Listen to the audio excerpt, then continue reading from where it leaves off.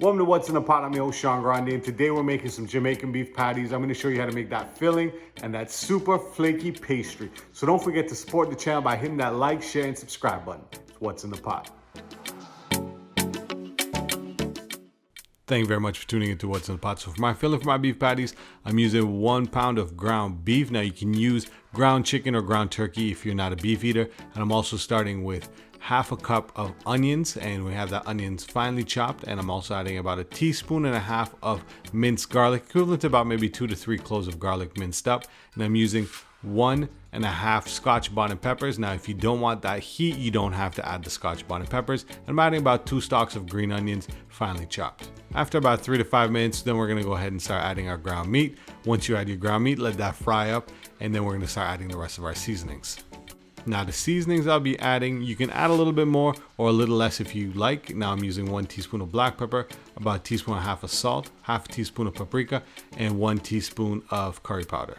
Now the next thing I'm going to be adding is some Trinidad green seasoning. Now this is optional. If you have fresh green seasoning, you can go ahead and add that. And I'm adding about 1 teaspoon of dried thyme. If you have fresh thyme, go ahead and add that in there as well.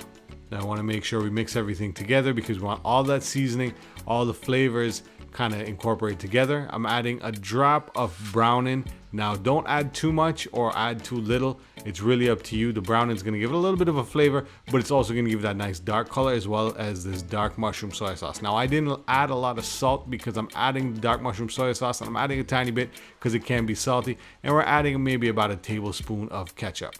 Once we add these ingredients, once again, make sure we mix everything up. Now you can see the beef is getting that kind of dark color that we normally see when we get a beef patty. After a few more minutes, we're going to be adding our breadcrumbs. I'm adding half a cup of breadcrumbs. These are just plain white breadcrumbs. And then we're adding about half a cup of water. Now, what you can do is if you don't want to add the water, you can add like a beef stock or a chicken stock to give it a little bit more flavor. Once you add the breadcrumbs in the water, you're going to see that beef patty is going to change the texture. This texture is very similar to like what you would see when you buy a store-bought beef patty. That's our final product. We're going to put this in the fridge and let that cool down for about 30 minutes. Now I'm adding 3.5 cups of all-purpose flour, 1 tablespoon of turmeric, and 1 teaspoon of curry powder. Now the curry powder and the turmeric is going to give it the color and it's going to give it the flavor. I'm adding 1 tablespoon of white sugar. You can use any kind of sugar you have on hand, and 2 teaspoons of baking powder.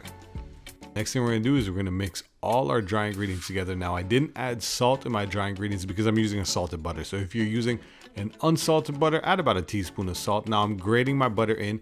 What happens when you grate the butter, it allows the cold butter to kind of break down nice and evenly into the flour. And I'm also adding some vegetable shortening, so about 3 to 4 tablespoons of butter and about 3 tablespoons of vegetable shortening we want to be adding into this. Now you want to start mixing that in. Now I started using the spatula to mix in the butter and the shortening and kind of break it down. The best way to do this is actually use your hand. When you break it down with your hand, you kind of incorporate the butter and the shortening a lot better. And also it's going to come out with a nice breadcrumby texture. That's the texture we want, and that means that the butter and the shortening is incorporating nicely with the flour. Now I'm adding some milk. Now when you add your milk, I like to add a little bit at a time because just in case you don't want to add too much or you don't want to add too little. So just keep on adding your liquid. Now if you don't want to use milk, you can go ahead and use something like almond milk. I'm actually using almond milk, or you can add cold water. And we just want to keep on kneading our dough until we get that nice firm dough ball.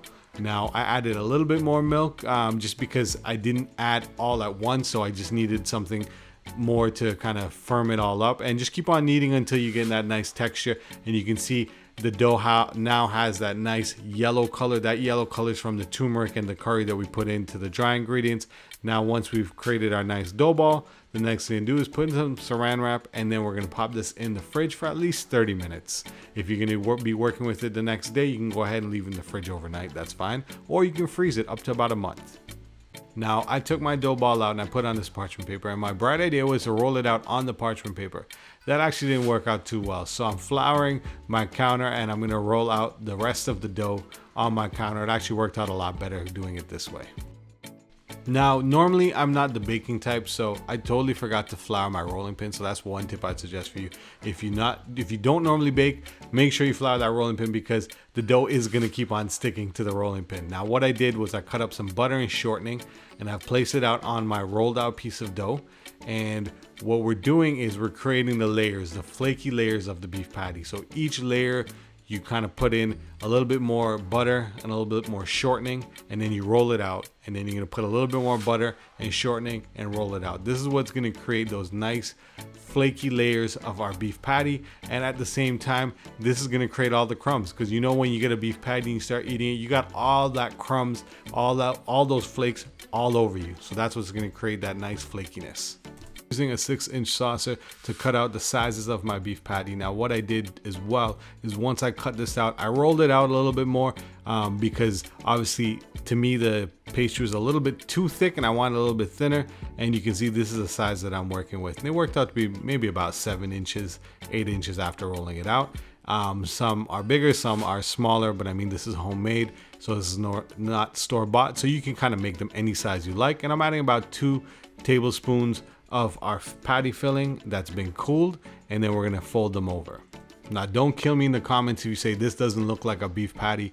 Remember, this is homemade. You can kind of make it however you want it. Some of them actually did look like beef patties, and I'm using a fork to kind of press it down. Once we start pressing it down, we're gonna kind of seal the patty in there, and we wanna make sure there's no extra air. Seal it in, and I'm using my dough cutter here just to kind of even out the edges so it looks nice and presentable. One thing you can also do is use a little bit of egg wash or a little bit of water to kind of seal it in. This is the first one I did, and I actually didn't do that, so it didn't seal in as well as I expected. You can see right there, so I had to kind of crimp it down with my finger, but use something like an egg wash to kind of seal it in a little bit more. I have my oven set to 425 degrees, and we'll be baking these patties at 425 degrees for 20 minutes. Now I have 1 egg, and I'm adding this egg wash to the top. It's gonna give it that nice sheen. It's gonna give it that nice color. And let's pop these in the oven and let's see our final product. This is our final product. This one I actually didn't crimp down the end. Some of the other ones I did. But let's break it open and take a look inside. You can see our filling is nice and juicy. It's not too dry. It's not runny. Thank you very much for tuning into What's in the Pot.